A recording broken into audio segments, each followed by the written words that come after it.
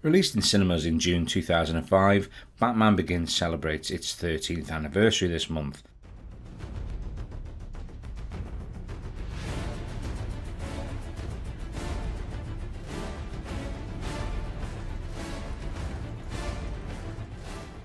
After 8 long years, Warner Brothers decided to release another Batman film after the disastrous Batman and Robin from 1997. Hi, Freeze. I'm Batman. That film had killed the Batman franchise after being voted one of the worst films ever made. With its glaring plot holes, over-the-top performances and cues taken from the 1960s TV series, also highly criticised for just trying to sell toys and using the wasted talents of George Clooney. Produced on a budget of $150 million, Batman Begins took $374 million worldwide and saw the relaunch of the Batman series. This took the film in a very dark, realistic route and was a complete departure from the previous incarnations of Batman. Directed by British director Christopher Nolan, he wanted to take the same route that his hero director Richard Donner had done with Superman the movie back in 1978. So the film was set up and produced here in the UK using a British crew and British talent, very similar to Superman the movie, and Donner is a particular hero of Nolan. But there's never been a film I made where I didn't fall in love with the temp. Yeah. And do you remember what it was on Superman? No. Nolan also wanted to take influences from Ridley Scott's 1982 film Blade Runner starring Harrison Ford, which may explain the casting of Rutger Hauer. Welsh actor Christian Bale, who at that time was best known for his work on American Psycho and of course Spielberg's epic Empire of the Sun, had to gain an amazing £120 worth of weight in order to get ready for this role after his work on The Machinist. Office. Oh yes, he's confirmed for the dinner tomorrow evening. Good morning. I'm here to see Mr. Earl. Name? Bruce Wayne. The screenplay was written by David S. Goyer and was based on Frank Miller's very successful Batman Year One. It also took influences from its sequel, which was called The Long Halloween. Like Donner's film, Nolan wanted to provide an all-star cast. This included the likes of Rutger Hauer and Morgan Freeman, who plays Lucius Fox. He works for Wayne Enterprises and provides Batman with all the tech and a much improved Batsuit. This was the aim on the previous films. Lindy Hemming and her team were tasked with making the Batsuit more workable and also allowing Batman to be able to move his head. It was also a desire that they wanted to ground themselves in real technology. Nomex survival suit for advanced infantry. Kevlar utility harness, gas-powered magnetic grapple gun. What's that? Well, the Tumbler? Oh, you wouldn't be interested in that.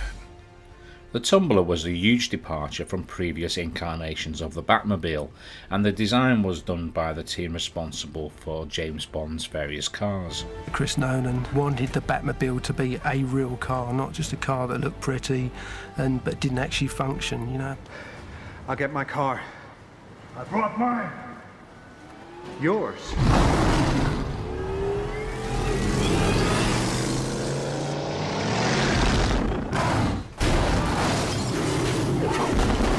I gotta get me one of those.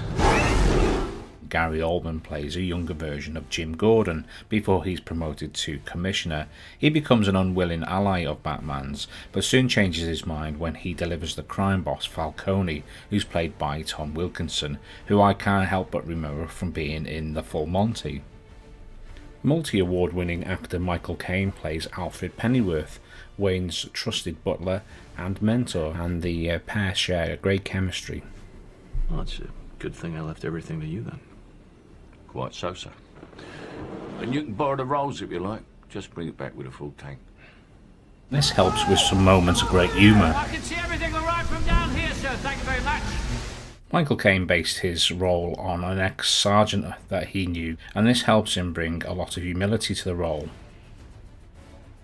Liam Neeson plays the mysterious Henry Ducard, who runs the League of Shadows and teaches Bruce a particular set of skills.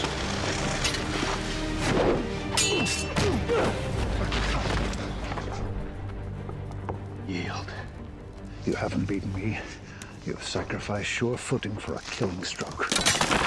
Katie Holmes plays Rachel Dawes, Assistant District Attorney to Gotham and former childhood sweetheart of Bruce Wayne. Her character will not be found in the comics and was created specifically for this film. Rachel's role in the film is a very important one. She contributes to the story arc of Bruce becoming Batman and inspires him to see things differently after his parents' death. He obviously wants to prove to Rachel when he returns to Gotham that he's changed, but has to hide behind the persona of Bruce. It's not who you are underneath. It's what you do that defines you. Now I think it was a real shame when Katie didn't return to the role in The Dark Knight. You could die. At least tell me your name.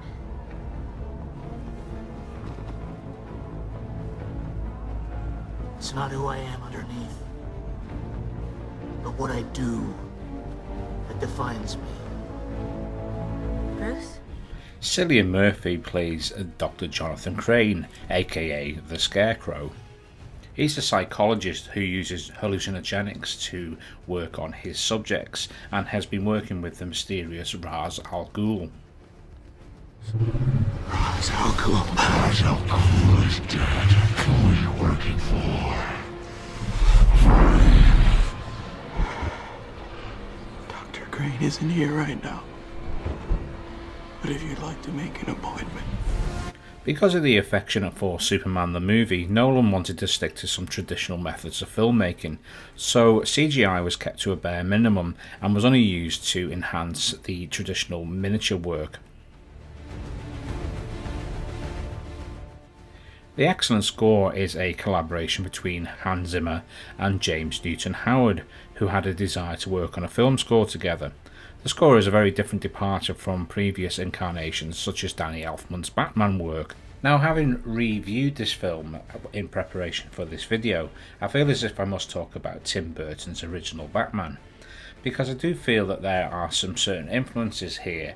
Now obviously when this film was marketed and the trailer came out, I always felt as if it was going to be a prequel to the original Tim Burton series. I don't think reboots were a common thing 13 years ago, and I can't help but notice some similarities between this and that film. Now, one place I feel this film will never ever be able to replicate the feeling of Superman the movie is the fact that it isn't the first in the series. Because at this point it became the fifth in the Batman series, there are obviously some similarities. Now, whether Nolan did this as little callbacks, I'm not sure, but here you can see some similarities in shots between Batman and Rachel and those of Vicky Vale and Batman in the original Tim Burton film. This isn't the only incidents in this film. There are a few Easter eggs and a few callbacks. So of course, Superman the movie never had this, so this is where I feel that this film could never ever be compared to that movie. Now, as I mentioned earlier, here's one of the callbacks that uses the exact same lines from Tim Burton's film. What are you? I'm Batman. What the hell are you? I'm Batman.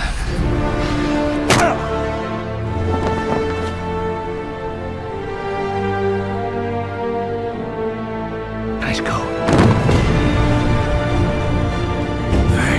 A definite nod to Donner's Superman the movie there. Hey, Jim! Excuse me. That's a bad outfit! Now this brings me to the death of Bruce's parents.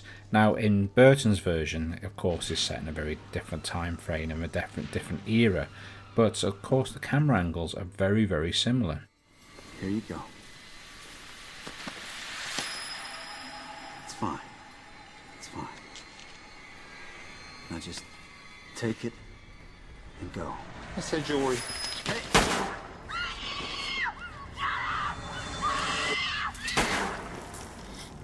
Now this leads me on to Batman Forever, Joel Schumacher's version of Batman, which was released back in 1995. Now I'm not ashamed to tell you that I actually really loved this film when it came out then, and went to see it on multiple viewings. Mainly because of the difference between Tim Burton's gothic feel, and it had a lot of action set pieces, broad humour, and it was very colourful. Looking back, obviously it's not as good as I remember. A couple of scenes in here that sort of go back to the origins of Bruce discovering the bat and the cave. Now, the makers of Batman Begins never say that this is an influence for them, almost something that it came from their comics. But if you notice, I can't help but see the similarities here. It must have been there for centuries. And there, deep in the shadows, I saw it was coming toward me. I was scared at first, but only at first. The figure in the dark was my destiny. It would change my life forever. I would use its image to strike terror into the hearts of those who did evil. I would ensure what happened to me would never happen to anyone else again. I would have my revenge. Now, one more similarity here before we summarise. At the end of Batman, the original Tim Burton version, the Joker and Batman face off, and a very similar thing happens in The Dark Knight. The Joker and Batman face off. So obviously Nolan has taken some time to give some nods to the original Batman series. Both sequels, The Dark Knight and The Dark Knight Rises, were more successful at the box office, mainly down to the performance of Heath Ledger and his performance of the Joker, and then the curiosity to see the end of the trilogy. And also Nolan's work had a very James Bond feeling to it, which also helped relaunch the James Bond series. The new DC films haven't quite replicated the success of Nolan's trilogy, and if they are looking for an influence, I really think they should look towards Rocksteady's Arkham Asylum series. I believe the fans love this style of darkness for Batman. And it's fair to say that in the recent DC films, such as Justice League, that they've tried to replicate this style. Unfortunately, they haven't quite got there yet.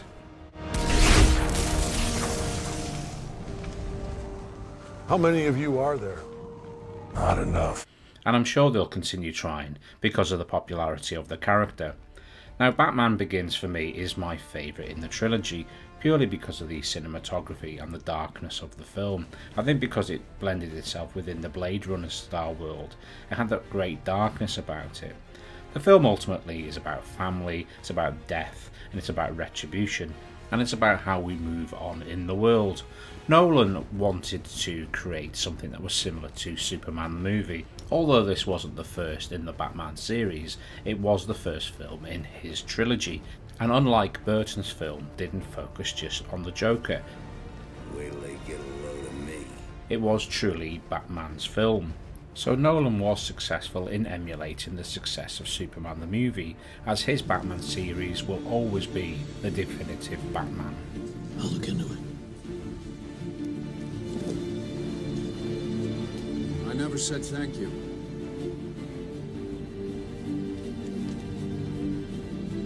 And you'll never have to.